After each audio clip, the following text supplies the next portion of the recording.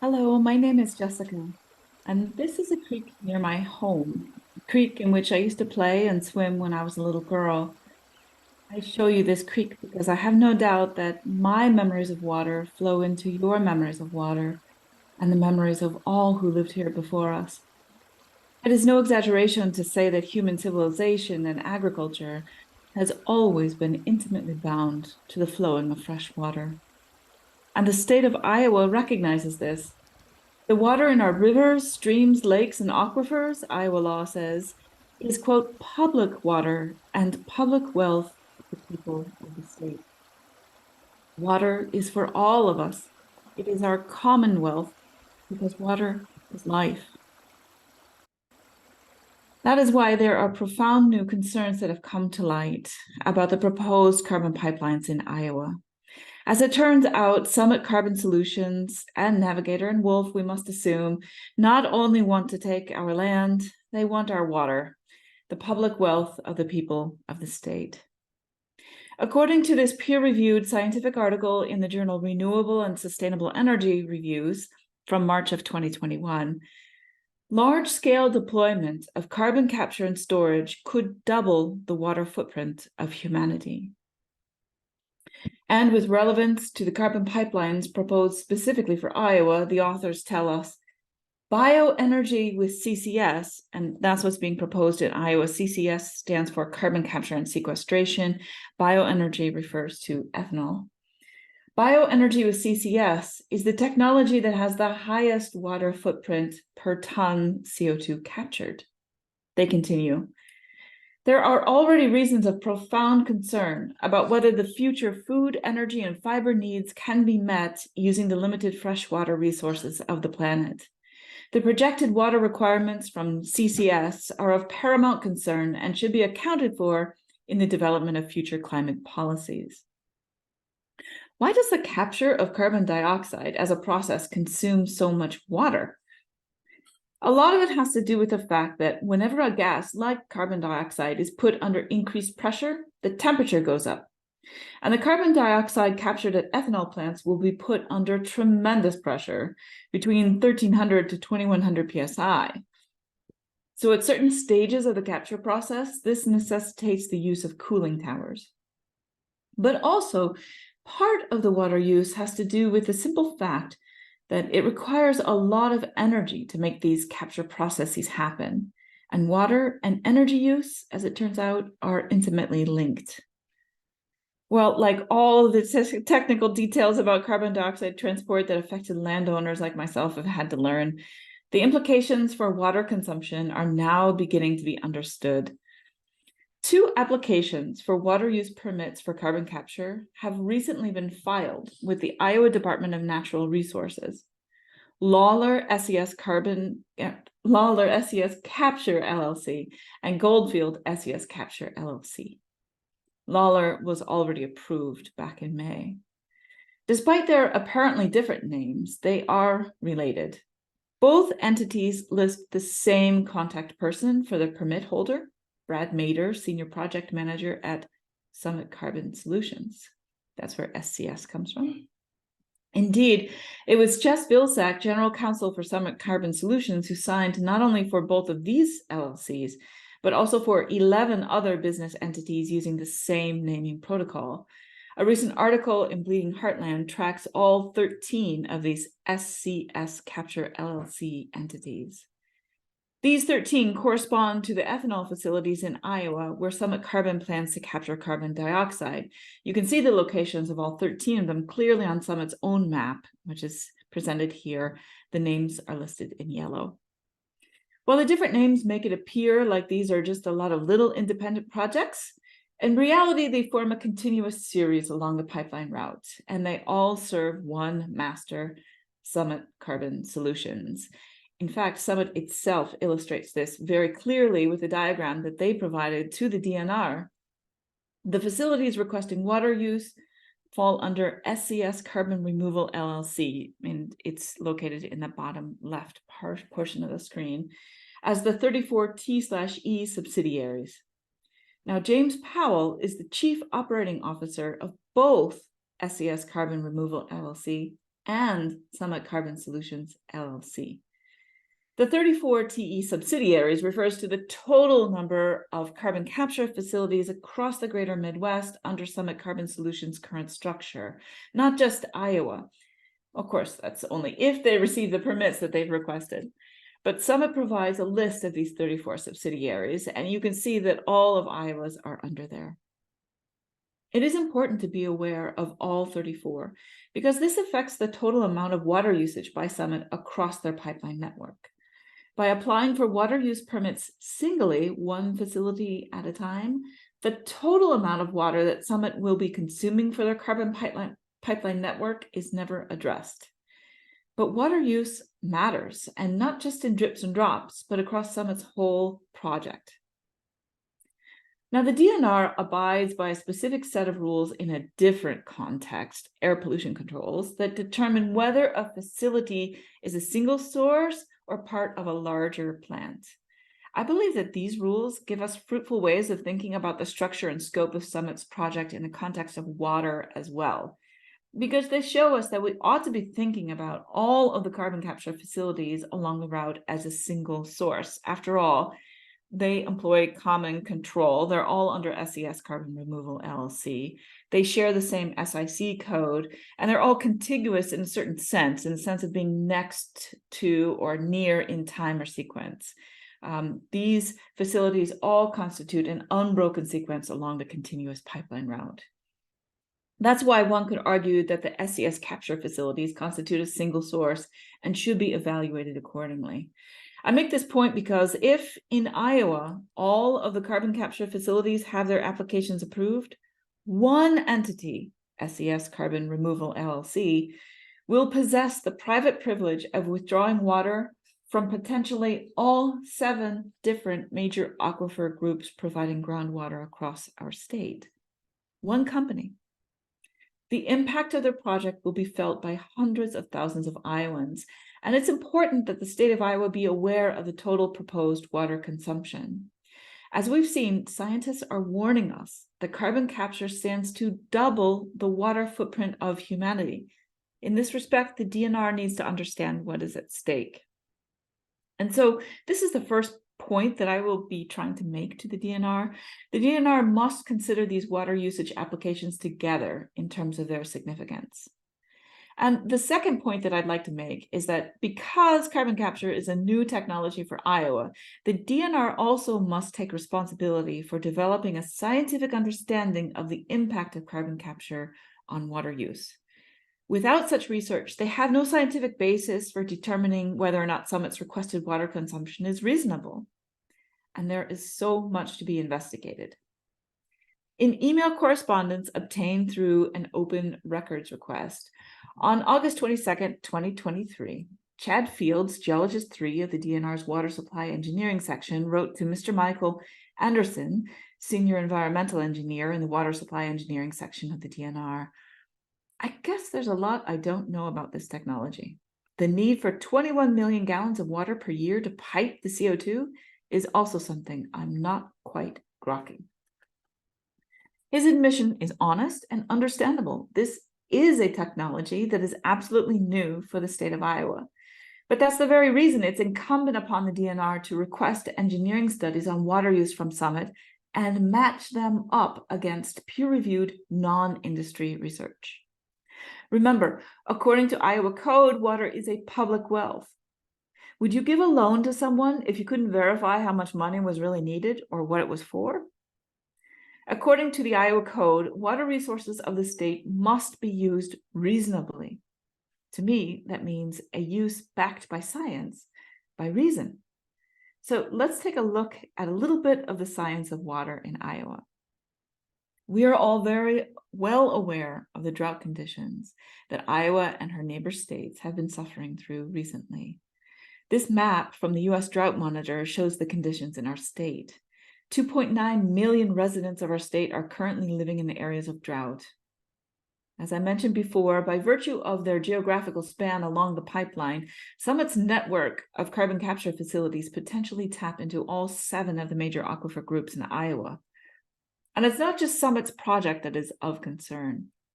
This map from the DNR illustrates the potentiometric surface that's similar to the water table of the Jordan Aquifer, the most extensive and productive aquifer in our state. But with hundreds of water permits drawing from this one aquifer, this water resource is not unlimited, and specific rules have been developed to try to stabilize the use and replenishment of this source. Moreover, the state of Iowa designates 2 areas of special concern termed protected source areas. You can see them on the map here, outlined in red. These are areas where, according to this DNR document, cones of depression have been noted. That's where the constant pumping of groundwater lowers the potentiometric surface, forming a sort of conical shape of depression. These protected source areas are currently located in Webster and Lynn and Johnson counties. Webster County, by the way, is crisscrossed with proposals from both Summit and Navigator Heartland Greenway. And the border of Lynn and Johnson counties is where Wolf Carbon has proposed their carbon capture facilities and CO2 pipeline. I should also mention that Lynn County, Benton County, and parts of Johnson County, right where that cone of depression is, are experiencing unprecedented exceptional drought conditions right now. 100% of people living in those counties are affected by drought. Obviously, this is concerning. It is incumbent upon the DNR to go about their work carefully and with scientific precision because the public wealth of Iowa is at stake. And that brings me to a third point. Iowa's waters are for beneficial use, but carbon capture is not an established beneficial use. The Iowa Code says that the general welfare of the people of the state requires that the water resources of the state be put to beneficial use, which includes ensuring that the waste or unreasonable use or unreasonable methods of use of water be prevented, and that the conservation and protection of water resources be required with a view to their reasonable and beneficial use in the interest of the people. That's Iowa Code 455B.262. Every water application must demonstrate that the water will be put to beneficial use. Now, in case that seems like an overly tedious job, you should know that the DNR accepts several different categories of beneficial use as a matter of routine. For example, use by a municipal water system, irrigation for crops, or use by a livestock facility.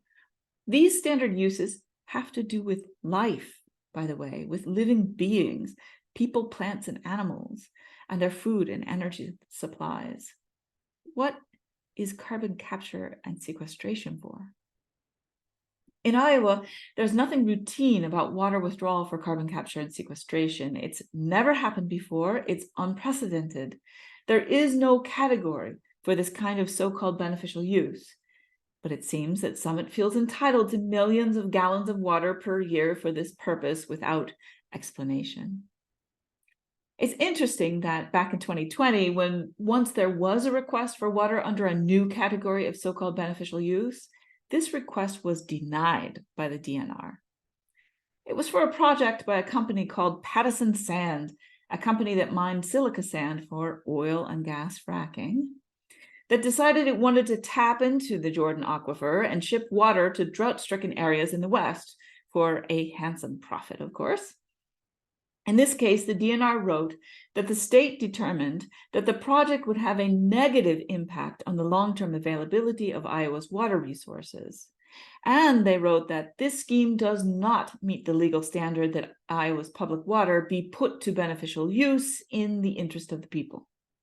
The DNR continued, Iowa's water must be conserved and protected in the name of public health and welfare.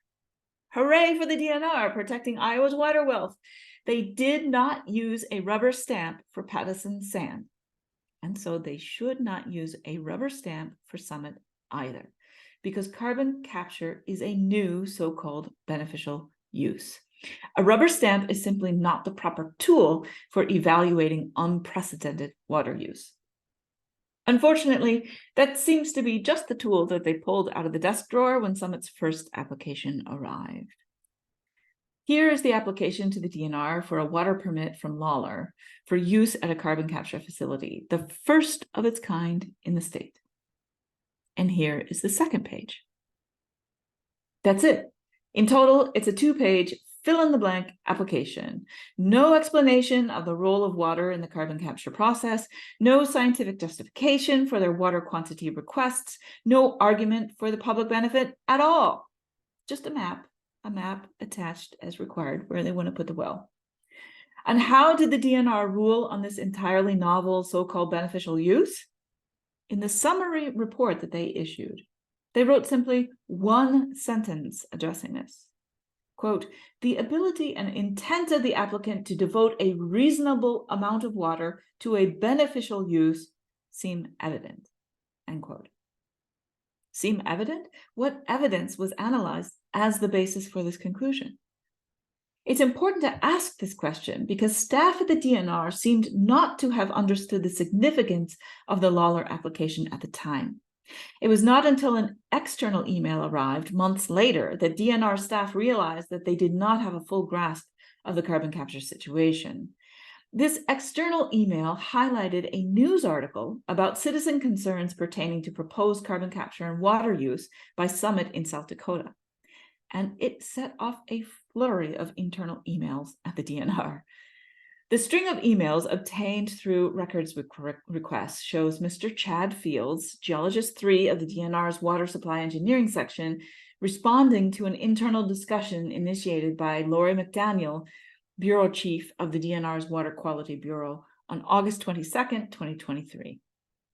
Mr. Fields shared his thoughts about the South Dakota situation.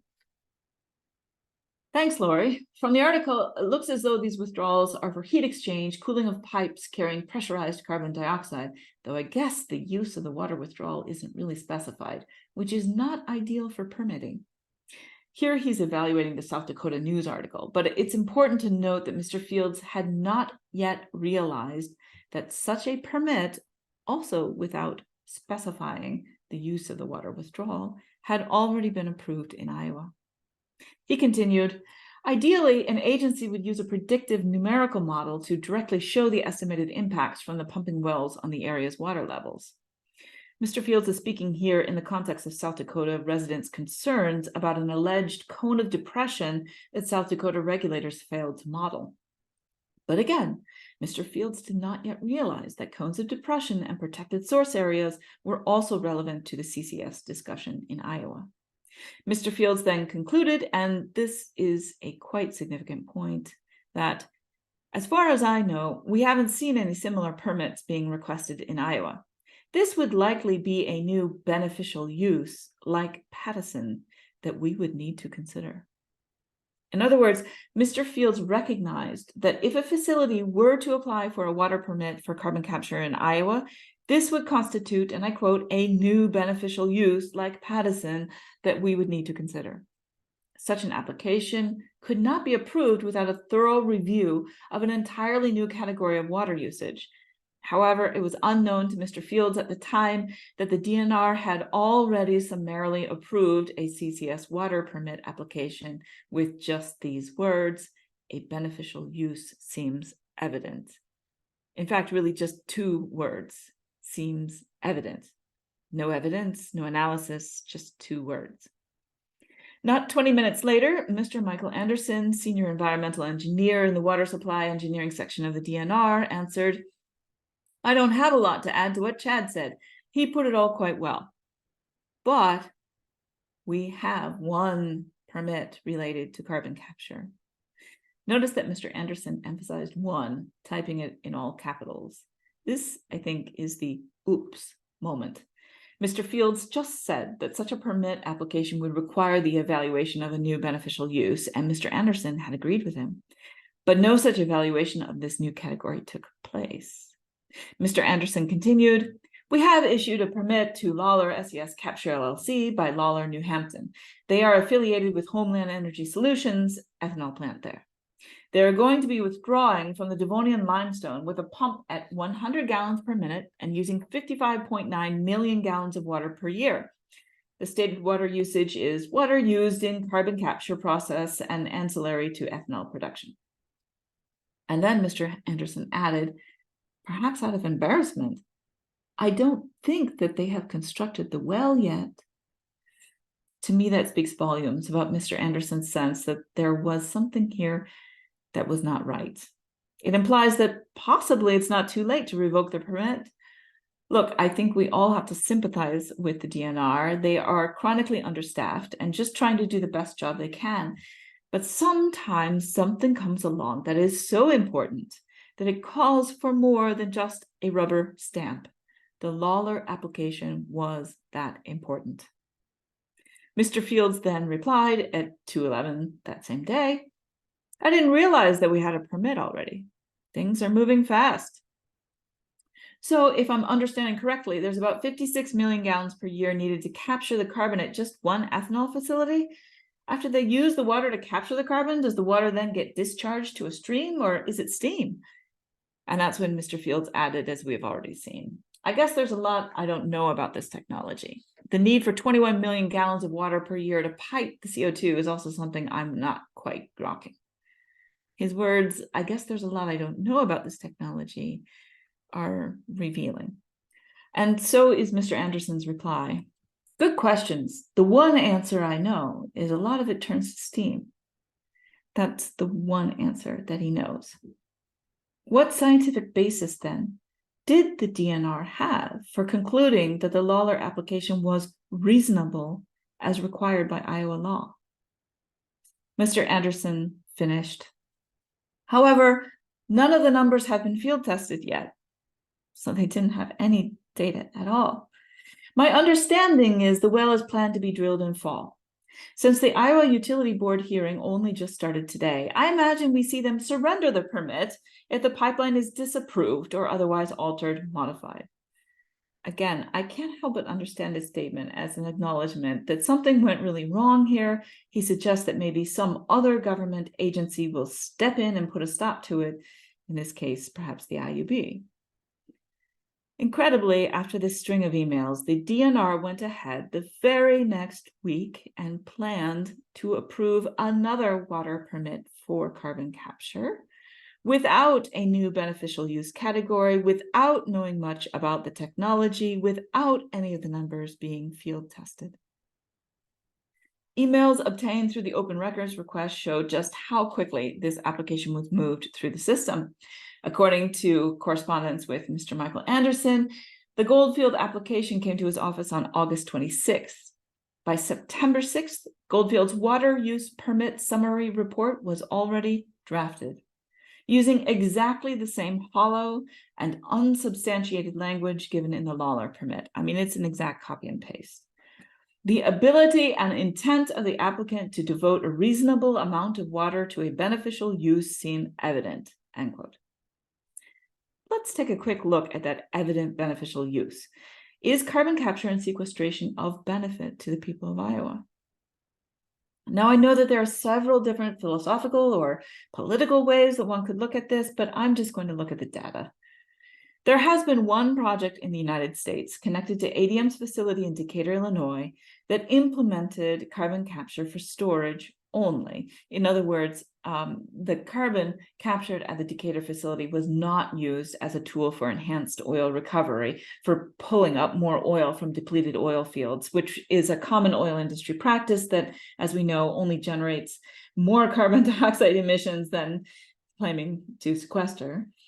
But Decatur's project should have been a poster child for greenhouse gas reduction. They were just sequestering it, right? It was funded by the federal government to the tune of hundreds of millions of dollars. They wanted to see if this new green technology, carbon capture and sequestration, could work. From November 2011 to November 2014, ADM's facility captured, dehydrated, pressurized, and injected carbon dioxide down into the ground. And after all of that, did they lower their greenhouse gas emissions? No.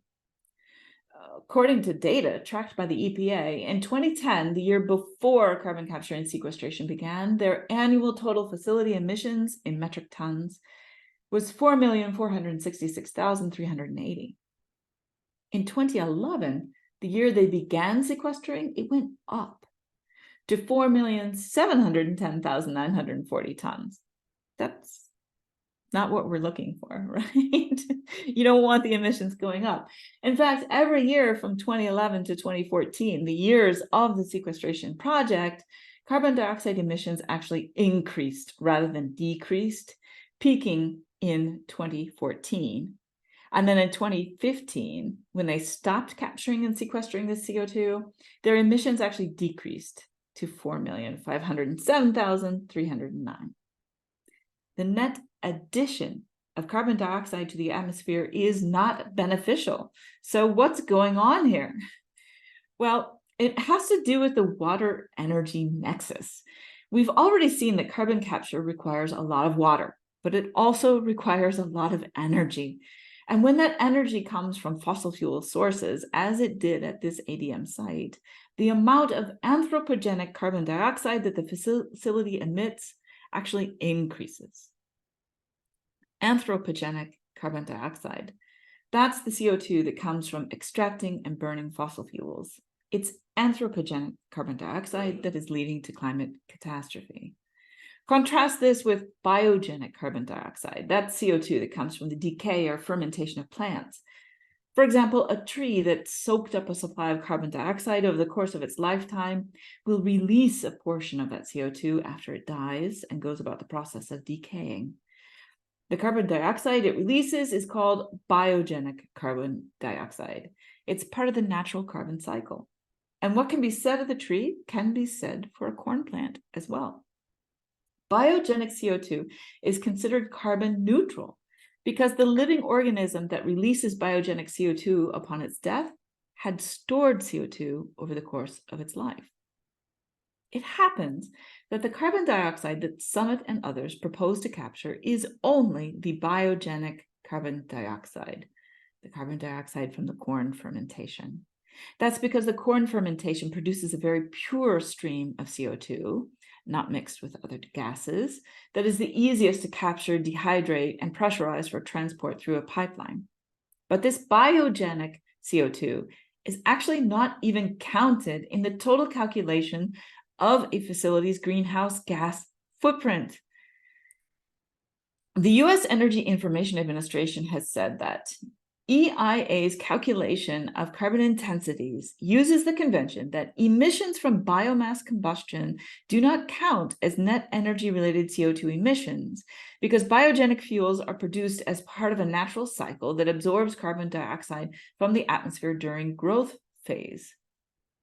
Indeed, anyone interested in checking the carbon footprint of industry can go to the EPA's website, as we see here and as we saw earlier, and search for a facility to see how much CO2 it generates per year, measured in terms of the protocol developed by the IPCC, the Intergovernmental Panel on Climate Change, and that's called the GWP, for global warming potential. And you can see that that total is calculated excluding biogenic CO2. So it's up at the top of your screen there on the right. Summit, in other words, wants to capture something that isn't even included in the global warming potential of an ethanol facility. So if you add up all the numbers that are below, you'll notice that the numbers at the top total facility emissions do not include the biogenic carbon dioxide emissions. They don't count. Remember, carbon capture uses up a tremendous amount of water and energy resources. So why would anyone waste those resources? And that's where we get into the question of beneficial use. When what's being captured isn't even considered a part of a facility's greenhouse gas emissions. Who benefits from such a plan? Some believe that it is the fossil fuel industry that benefits from carbon capture. In a recent article in Scientific American, Dr. Noah Planovsky, geochemist at Yale University Center for Natural Carbon Capture, questioned the premise of CCS. Are we doing things that are actually propagating further use of fossil fuels? Certainly, the DNR needs to weigh this question when evaluating the so-called beneficial use of the water permit applications. So let's take a step back and see how the whole idea of carbon capture for ethanol plants came about. This article from 2018 in the Proceedings of the National Academy of Sciences, Near-Term Deployment of Carbon Capture and Sequestration from Biorefineries in the United States, authored by Daniel Sanchez of the Carnegie Institution for Science at Stanford, basically laid out the national plan for carbon capture at ethanol plants. Did he do this out of a love for ethanol? Well, interestingly enough, you can see that there's a correction for this article. It's noted in big, bold red letters at the top. This article had to be later amended in order to meet certain ethical standards of peer-reviewed academic publications, because as it turns out, Sanchez and his colleagues were being funded by various organizations, although they didn't say that in the original article, so it had to be amended. One of which was the US Department of Energy Office of Fossil Energy.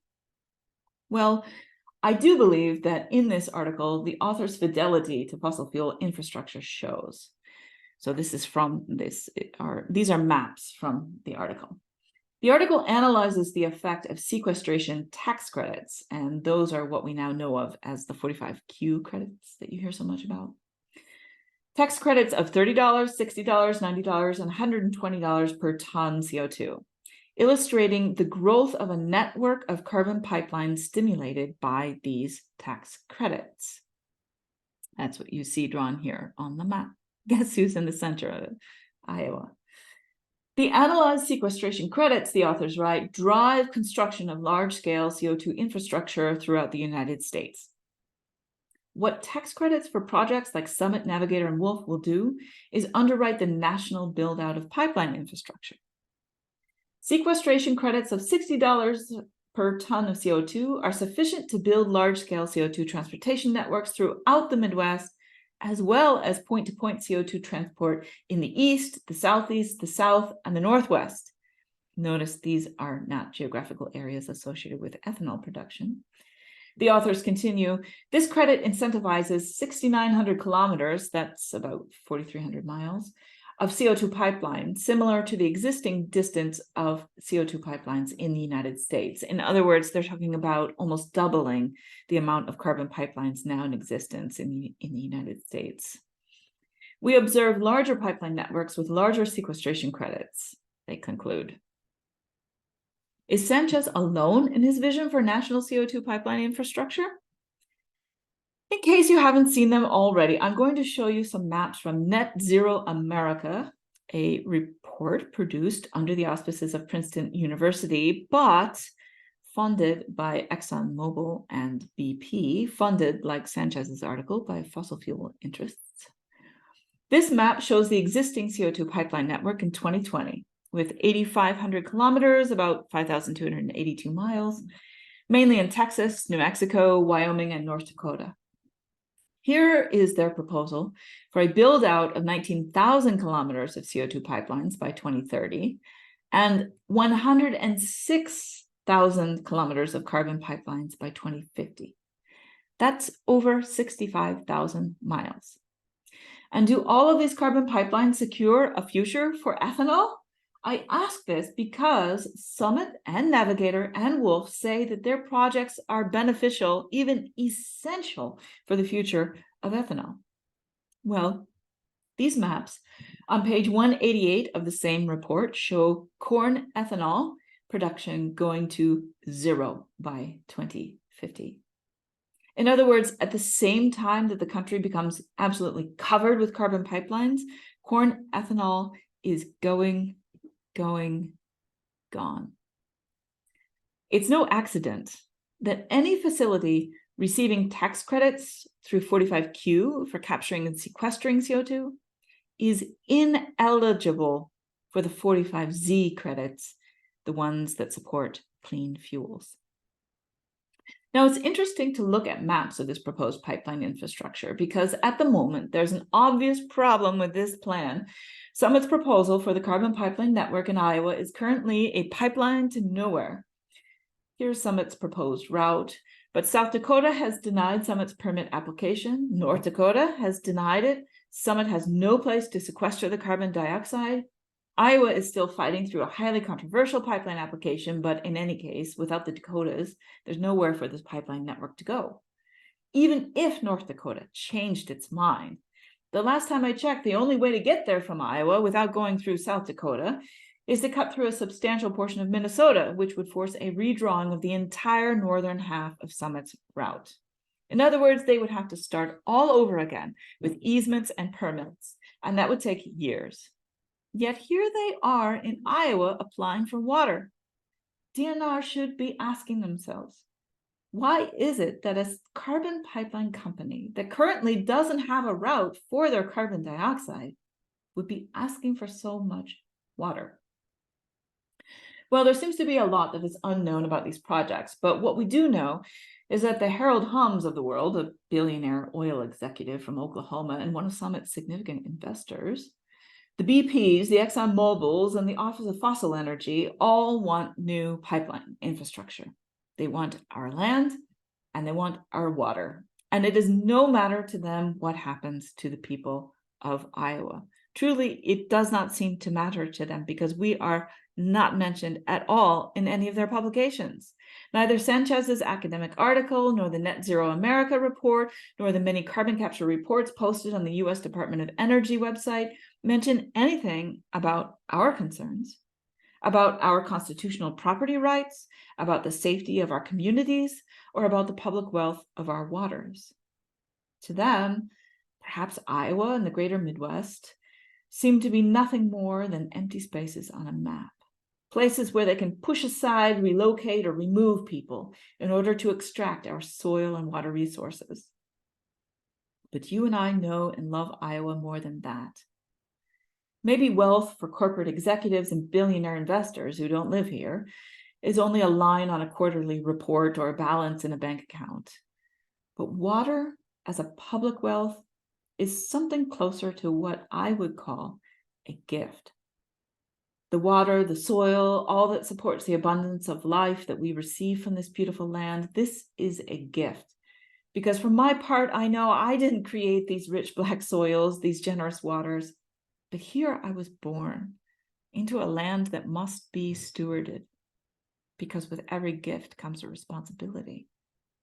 And these waters, we know, these waters are life. They belong to all of us in Iowa.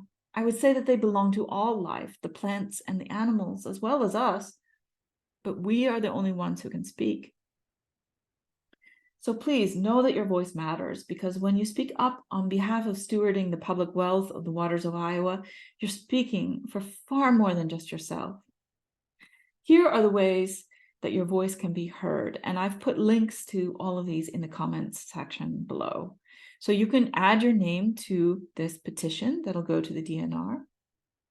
You can write to Mr. Michael Anderson, Senior Environmental Engineer with the Iowa DNR. You can sign up to attend and give comments at the virtual public hearing on the Goldfield Water Withdrawal Permit, which is set for October 24th at 7 p.m. And I put the Zoom link below. You can add comments to all three of the dockets at the Iowa Utilities Board, Summits, Navigators, and Wolves. You can, here's how you do it. This is the docket. You can write to your local Board of Supervisors to bring them up to date on this issue, and also write to your local Iowa Soil and Conservation District Commissioners. You can search for their emails by county on this site. Links are posted below. So thank you for your time and attention to this issue, and I hope that this video, if somewhat long, has nevertheless given you a good idea of what we have at stake here. Thank you.